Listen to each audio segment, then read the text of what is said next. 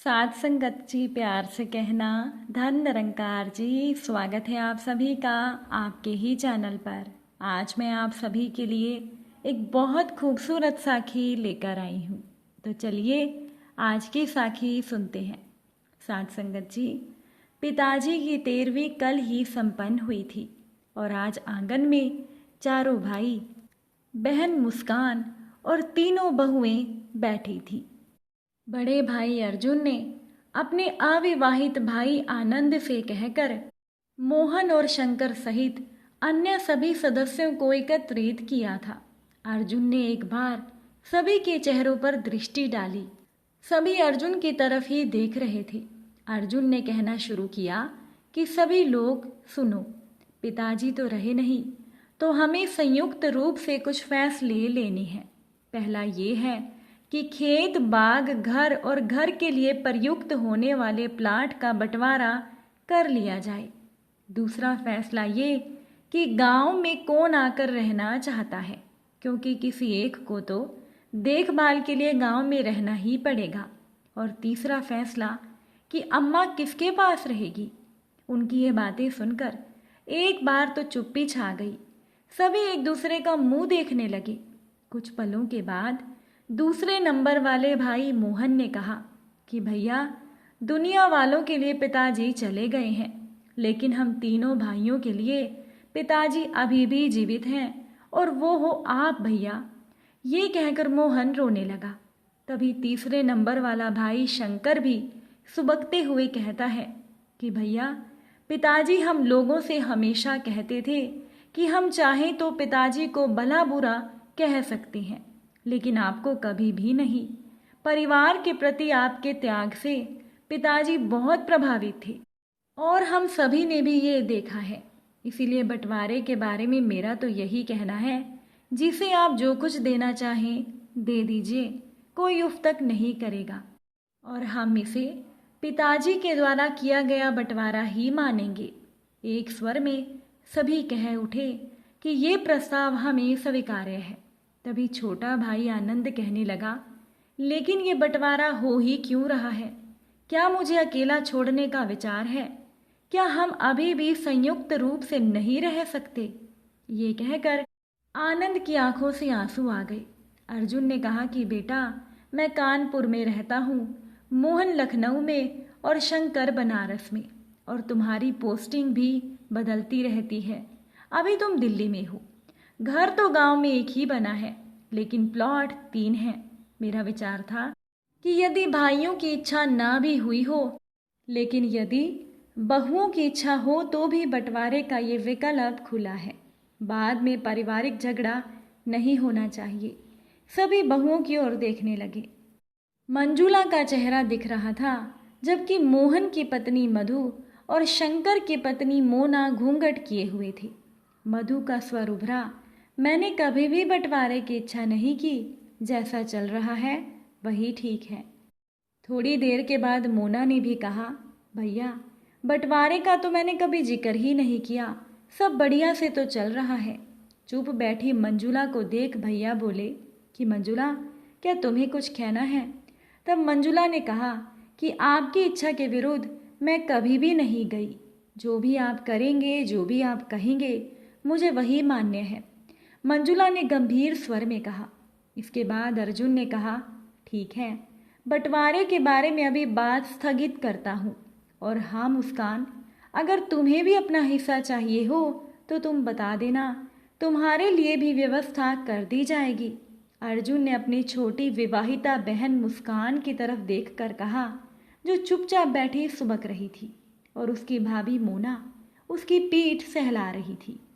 अब अर्जुन ने बात आगे बढ़ाई कि अब गांव में कौन रहेगा। मोहन ने कहा, ये काम मैं कर सकता हूँ। क्यों मधु? तभी मधु ने कहा, मुझे कोई आपत्ति नहीं। मोहन के जवाब के बाद अर्जुन ने कहा कि अगर मोहन और मधु गांव में रहते हैं तो उनकी बेटी की पढ़ाई की जिम्मेदारी मेरी होगी, वो इससे निश्चिंत हो सकते हैं। शंकर ने कहा, अगर मोहन भैया गांव में रहते हैं और अगर वो अपना कोई व्यवसाय शुरू करना चाहें तो 50,000 या 1 लाख रुपए की राशि मैं उपलब्ध करवा दूंगा। तभी एयरफोर्स में तैनात छोटा भाई आनंद बोला कि मैं एक बोलेरो खरीद कर मोहन भैया को दूंगा ताकि उन्हें गांव में रहते हुए कहीं आने जाने में असुविधा ना हो और ज़रूरत पड़ने पर वो कुछ आमदनी भी कर सकते हैं। मोहन ने बड़ी विनम्रता से कहा, मैं शीघ्र ही अपना हिसाब किताब करके गांव आ जाता हूँ। अन्य सभी बातें बाद में ज़रूरत पड़ने पर कहीं सुनी जाएंगी। अर्जुन आगे बोला, चलो इसका भी समाधान हो गया। अब अंतिम बात पर चर्चा हो जाए कि अम्मा किसके साथ रहेगी। अर्जुन ने आगे कहा, इस विषय पर मैं यही कहना चाहता हूँ कि आप सभी मुझे मौका दें कि अम्मा मेरे पास ही रहे। शंकर बोला, सारी जिंदगी आपने अम्मा और पिताजी की सेवा की है, भैया थोड़ा सा पुण्य मुझे भी कमाने दीजिए। ये कहते हुए शंकर की आवाज़ भर्रा गई थी। मोहन ने कहा, जब मैं गांव रहने आ ही रहा हूँ तो अम्मा की जिम्मेदारी तो मेरी ही होगी ना। अम्मा को इधर उधर जाने की ज़रूरत ही क्या है। क्यों भैया? अर्जुन कुछ बोलता, इससे पहले ही आनंद का स्वर सुनाई दिया कि इस विषय पर मेरे अधिकार को ईश्वर ने छीना हुआ है। मैं अविवाहित हूँ, इसीलिए मैं अम्मा को रखने के बारे में कुछ कह पाने में असमर्थ हूँ। ये कहकर आनंद रोने लगा और मंजुला उसे सांत्वना देने लगी कि तभी अम्मा ने कहा, मेरे विषय में फैसला लेने से पहले मेरी राय भी तो ले लेते। सभी ने देखा तो कमरे की चौखट पकड़े अम्मा खड़ी थी। मोना और मधु शीघ्रता से उठकर उनके पास गई और उन्हें पकड़कर अर्जुन और मंजुला के बीच में बिठा दिया। अम्मा ने कहा, मैं सभी की बातें सुन रही थी, मुझे बहुत खुशी हो रही थी सब सुनकर। बेटे तो बेटे हैं पर बहुएं भी एक से बढ़कर एक हैं।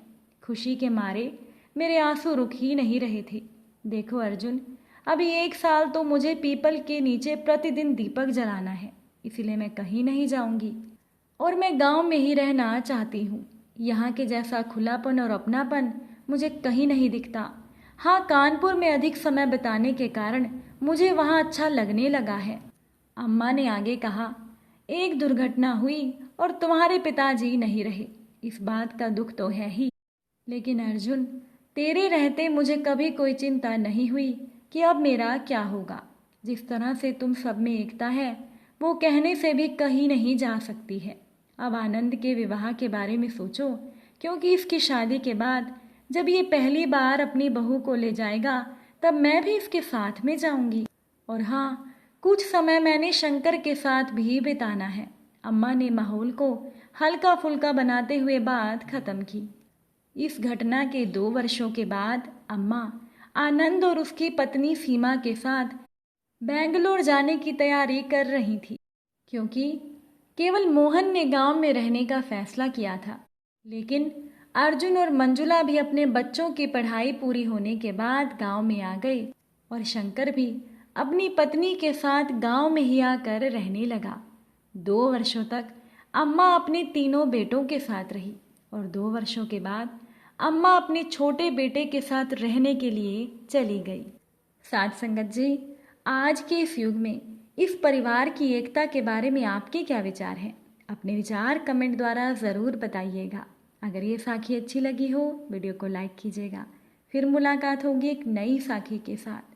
साथ संगत जी प्यार से कहना, धन निरंकार जी।